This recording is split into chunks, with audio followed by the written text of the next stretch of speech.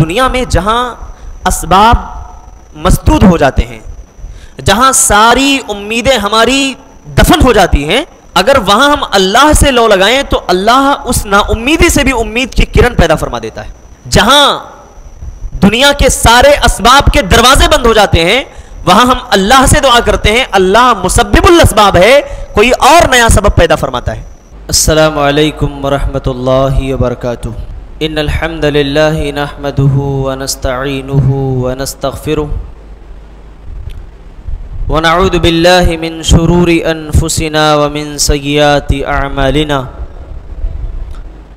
من يهده الله فلا مضل له ومن يضلله فلا هادي له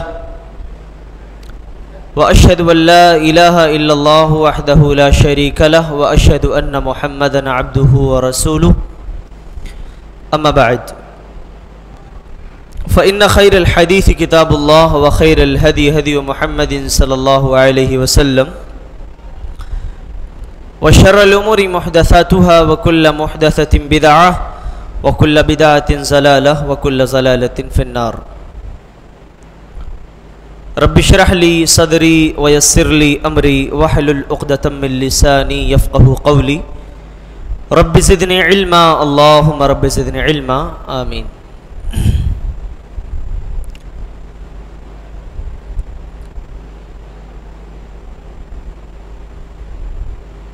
آج کے اس درس میں انشاءاللہ ہم لوگ 16ویں پارے کی منتخب آیتوں کا خلاصہ انشاءاللہ سماعت کریں گے۔ اللہ ہمیں کہنے 16ویں پارے کے اندر 3 صورتیں ہیں، سورہ کہف، سورہ مریم اور سورہ ہود، سورہ طٰہٰ عفواً۔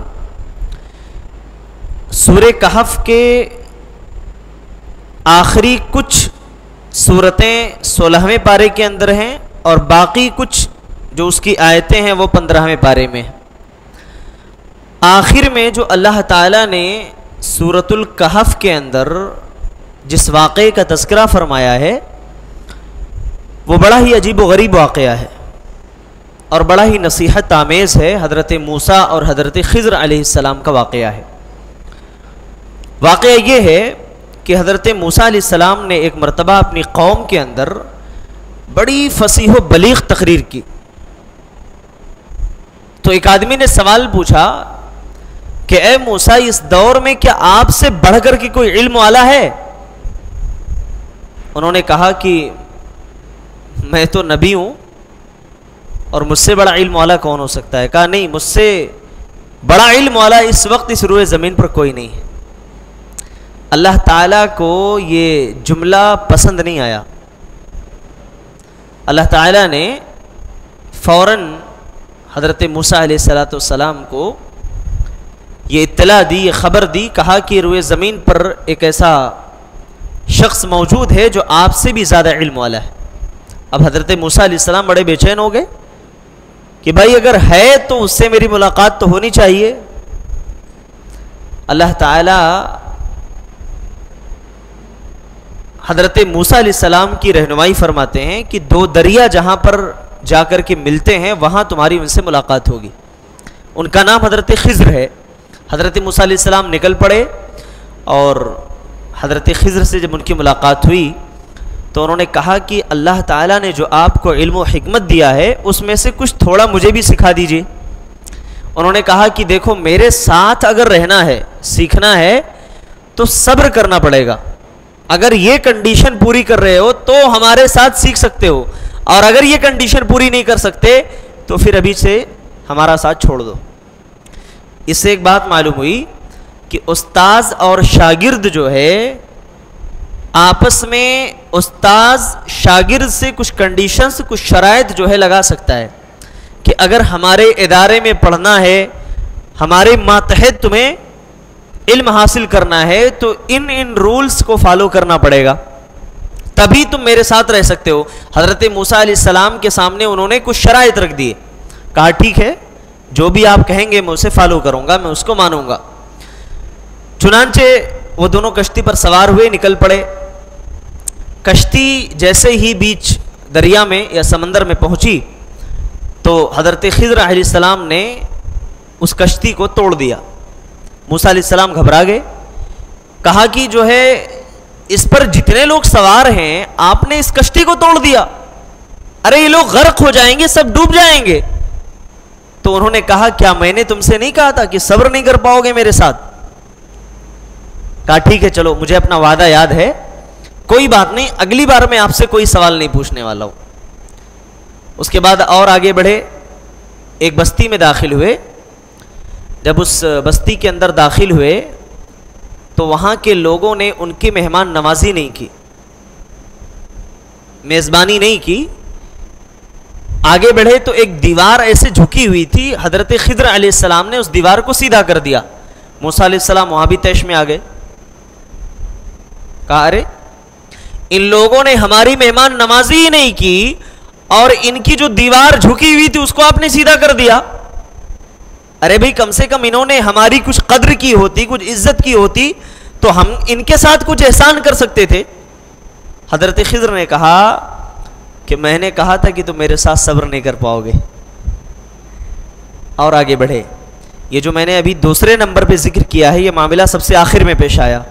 دوسرے نمبر پہ واقعہ یہ ہے کہ ایک بچہ کھیل رہا تھا, اس کو حضرت خضر علیہ السلام نے پکڑا اور اسے قتل کر دیا. اب وہاں بھی موسیٰ علیہ السلام غصے میں, کہا کہ بھئی معصوم بچے کو مار دیا آپ نے. کہا اسی لیے منع کیا تھا, صبر کر نہیں پاؤ گے میرے ساتھ میں, ہمارے ساتھ رہنا ہے تو صبر سے کام لینا پڑے گا. تو تیسرا یہ جو واقعہ پیش آیا, یہاں پر حضرت خضر نے کہا کہ اب تم ہم سے جدا ہو جاؤ, بس یہیں تک ہمارا تم سے ساتھ ہے, یہاں تک برداشت نہیں کر پائے, آگے تک کیا برداشت کرو گے. تو اس سے ایک نقطہ یہ ملا کہ اگر کوئی طالب علم, کوئی شاگرد, کوئی اسٹوڈنٹ اگر غلطی کرتا ہے تو 3 بار اس کی غلطی کو معاف کیا جا سکتا ہے, چوتھی بار اس کو سزا دی جا سکتی ہے. اور سزا یہ کہ چلو بھائی اب تم ہمارے ادارے میں رہنے کے قابل نہیں ہو, اپنے گھر جا سکتے ہو. یہ اس واقعے سے سبق ملا. تو حضرت خضر علیہ السلام نے تینوں کی وجوہات بتائی, کہا کہ جو کشتی توڑنے والا واقعہ ہے اصل میں ایک بادشاہ تھا جو بڑا ظالم تھا. جب وہ دیکھتا کسی اس کو جو ہے لوٹ لیتا تھا, اور اس کشتی پر جو سوار ہوتے تھے ان کو بھی وہ اذیت پہنچاتا تھا, اس لیے میں نے اسے عیبدار بنا دیا تاکہ اس کا ذہن اس طرف نہ آئے. اور جو بچے کو میں نے مارا ہے وہ بچہ آگے چل کر کے اپنے ماں باپ کا بہت بڑا نافرمان ہونے والا تھا. اس کے والدین بڑے نیک تھے, مومن تھے, تو اس کو میں نے مار دیا. یہ اللہ کے حکم سے میں نے کیا ہے, یہ بعد میں جو ہے اللہ تعالیٰ ان کو پاکیزہ اولاد عطا فرمائے گا. اور جو دیوار میں نے سیدھی کی ہے اصل میں وہ 2 یتیم بچوں کی دیوار تھی, اس کے نیچے خزانہ تھا. اس کے ماں باپ جو تھے بڑے نیک تھے, بڑے صالح تھے, اور اللہ تعالیٰ نے حکم دیا کہ وہ نیک لوگ جنہوں نے اپنے خزانے دیوار کے نیچے رکھے تھے ان کے بچے جب جوان ہو جائیں تو اس خزانے کو وہ پالیں, کسی طریقے سے اس کو حاصل کر لیں. تو اس لیے میں نے اس دیوار کو سیدھا کر دیا. اس سے ایک نقطہ یہ ملا کہ ماں باپ اگر نیک ہوں تو اس کا فائدہ بچوں کو بھی پہنچتا ہے. یہ نقطہ ملا, بڑا اہم نقطہ ہے. ماں باپ اگر نیک ہوں تو اس کا فائدہ جو ہے بچوں کو بھی پہنچتا ہے. سب سے بڑی چیز تو صحبت کا فرق پڑتا ہے کہ ماں باپ اگر نیک ہوں گے تو بچے کو بھی نیک تعلیم, نیک تربیت دیں گے, اور ماں باپ اگر برے ہوں گے تو ظاہر ہے کہ بچے کو بھی نیک راستے پر نہیں غلط راستے پر لگائیں گے. تو یہ اللہ تعالیٰ نے ایک واقعہ جو ہے اس پارے کے اندر ذکر فرمایا. ایک دوسرا عجیب و غریب واقعہ ذوالقرنین کا واقعہ ہے.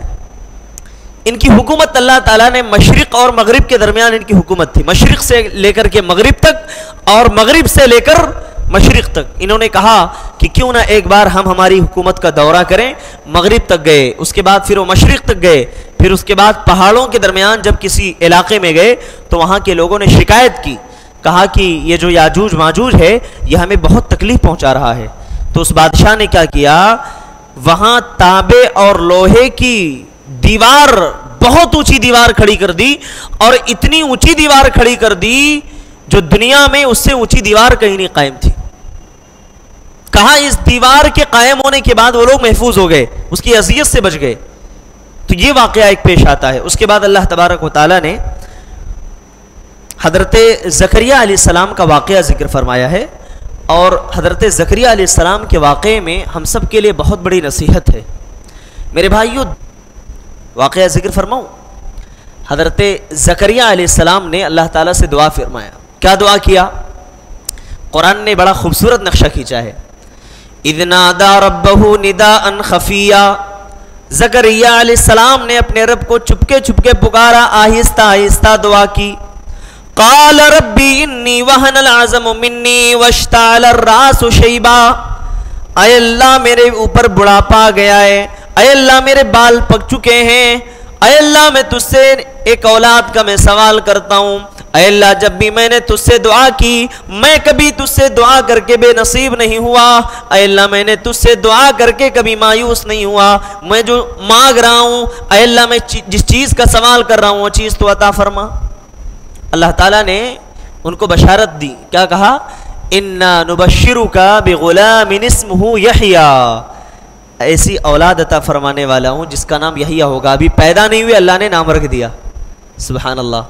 اچھا، جب اللہ تعالیٰ نے خوشخبری سنائی تو انہوں نے کہا اے اللہ